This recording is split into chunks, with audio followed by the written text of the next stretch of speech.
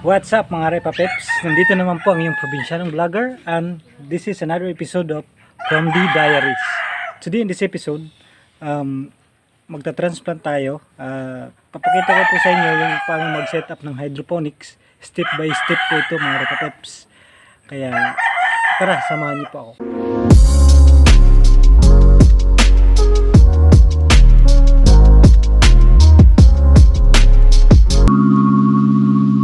Nandito naman po tayo sa ating greenhouse at ipapakita ko po sa inyo yung ating mga tinanim. Ayan, nasa likod natin.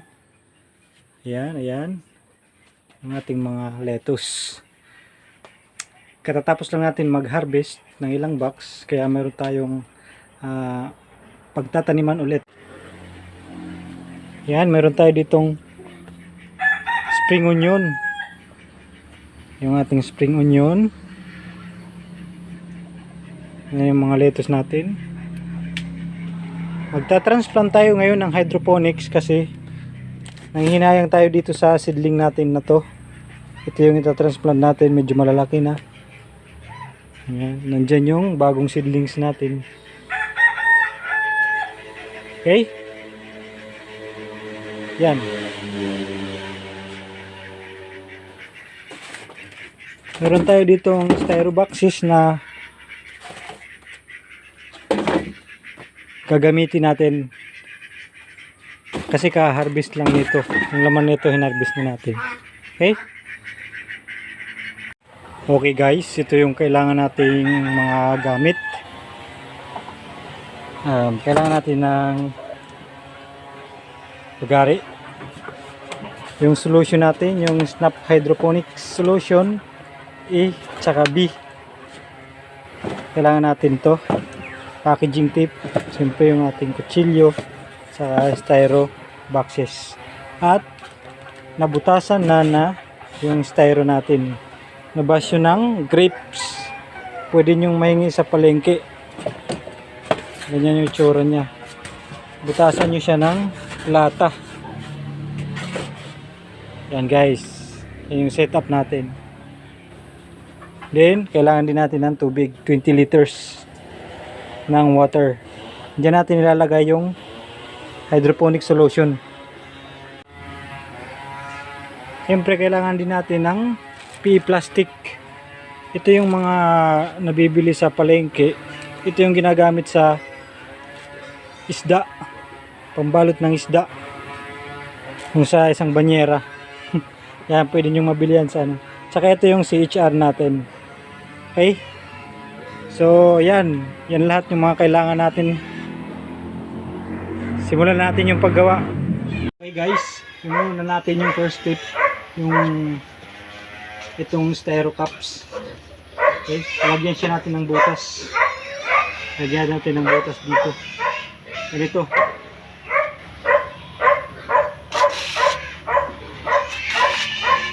Apat na butas.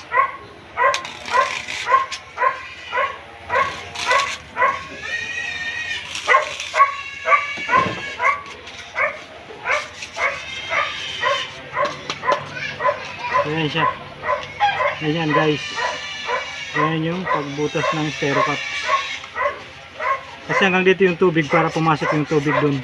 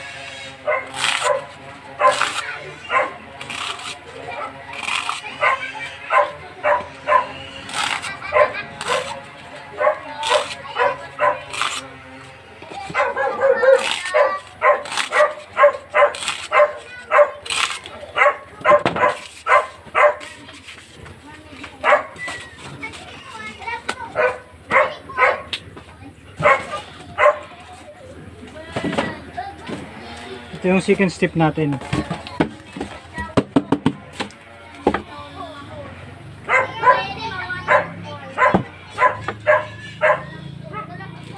Yung PE plastic natin, ilalagay natin siya dyan. Yung purpose nito para yung tubig nandiyan sa loob, hindi aagos. Yan.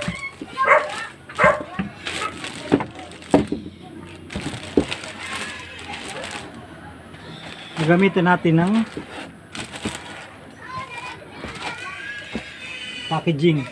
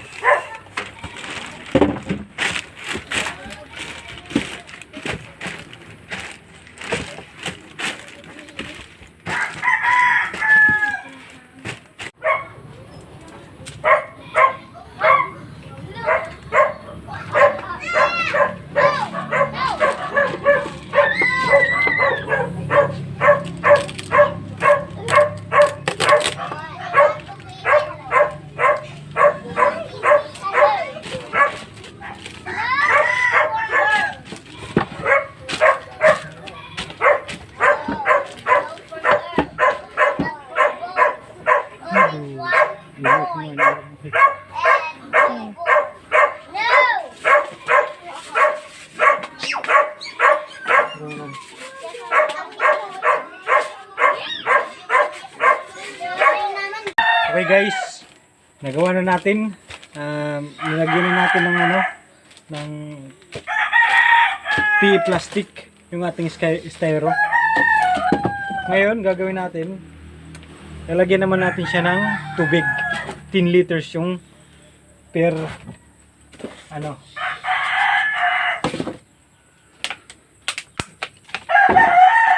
bawat isang seat ng ganito 10 liters ng tubig. Okay, lagyan natin dito. Nandito yung tubig natin.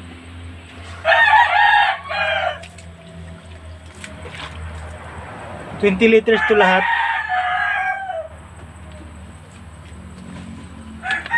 Unahin natin yung Snap Hydroponics A.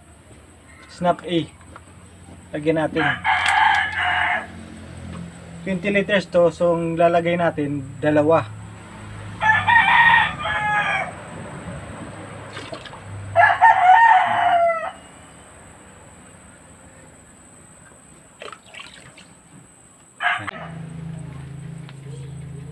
Pagkalagay mo ng Snap A, haluin mo muna. Then, lagay naman natin yung Snap B. Dalawa rin. Dalawang suskap.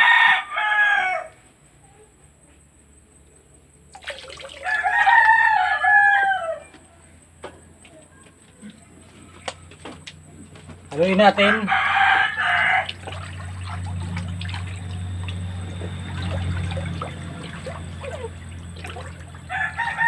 Yan.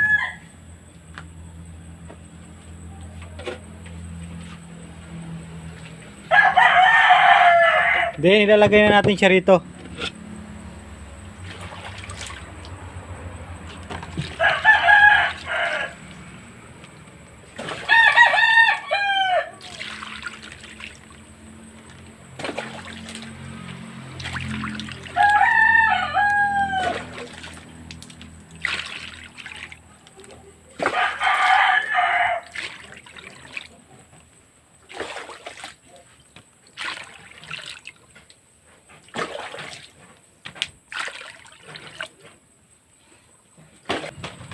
Pagkalagay ng tubig,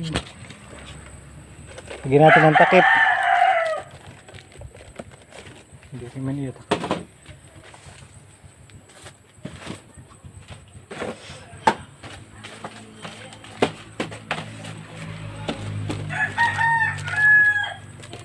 Lagyan natin ng takip.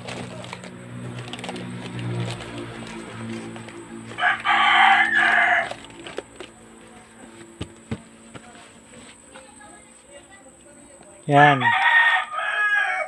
Meron ng water solution sa loob.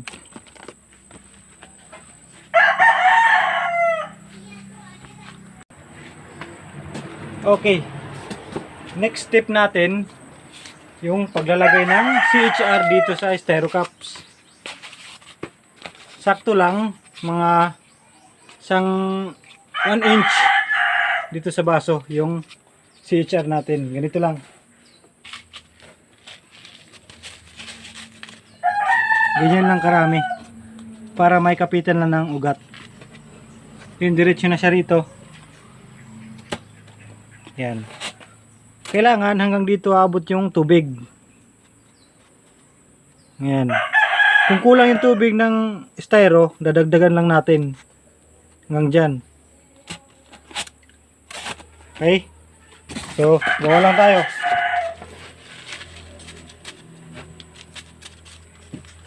Another one. Diretso rito.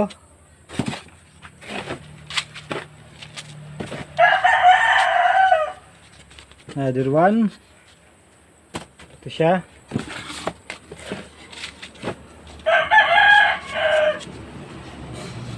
Okay, dito.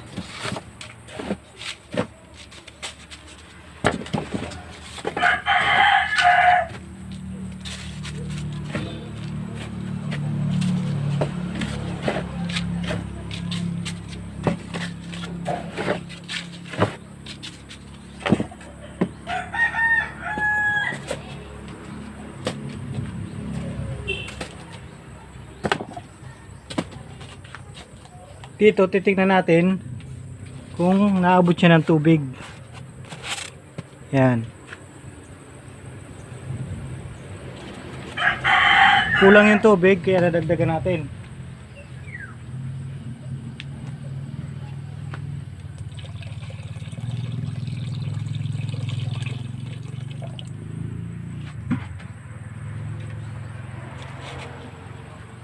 Ngayon sakto na siya.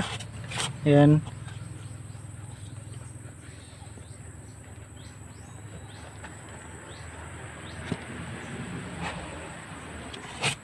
Yan o. Sakto na. So okay na yan. Yung next step naman natin is yung pagta-transplant na ng seedlings natin na ito dito sa styro cups. Dito sa ating ginawang hydroponic setup. Dito bugutasan mo lang siyang ganyan. Okay? Ganyan. Gamit yung stick ng kawayan. Yung punla natin, kunin mo lang siya gamit din tong kawayan na to. Dahan-dahan lang baka maputol yung ugat.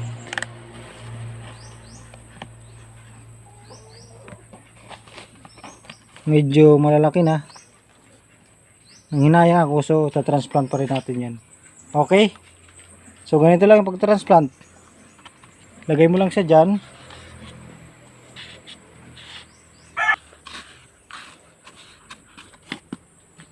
Ganyan lang. So next.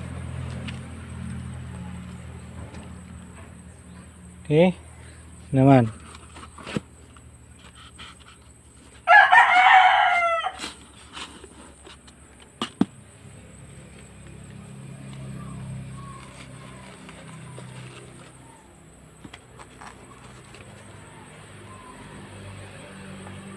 Kailangan maingat para hindi maputol yung ugat.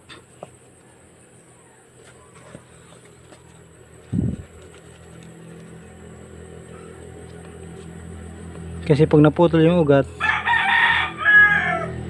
wala nang pag-asang tumubo.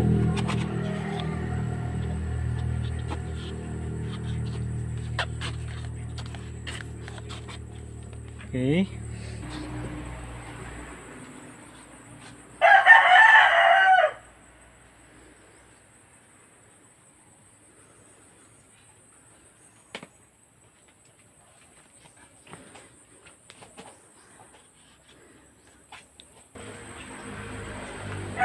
So ayan guys, ganyan na siya. May tubig sa loob with solution. Ganyan lang. So ayan guys, ito na yung finished product natin. Ayan. At ito. Katatapos lang natin magtanim. Dalawang styro box. Diyan natatapos yung video natin for today. Sana po may natutunan po kayo sa ating ginawang video. At kung mayroon pa po kayong suggestions, wag po kayong mahiya, just let me know. Comment nyo lang po sa babayan at siguradong babasahin natin yan. Huwag nyo rin pong kalilimutan i-hit yung like at saka subscribe para po sa patuloy na paglago ng ating channel. Maraming salamat po ulit sa inyong lahat na nanonood dito sa channel na ito. Kayo po yung inspirasyon ko kung bakit ako gumagawa ng video. At yun nga po, God bless po sa ating lahat and goodbye. Have a nice day.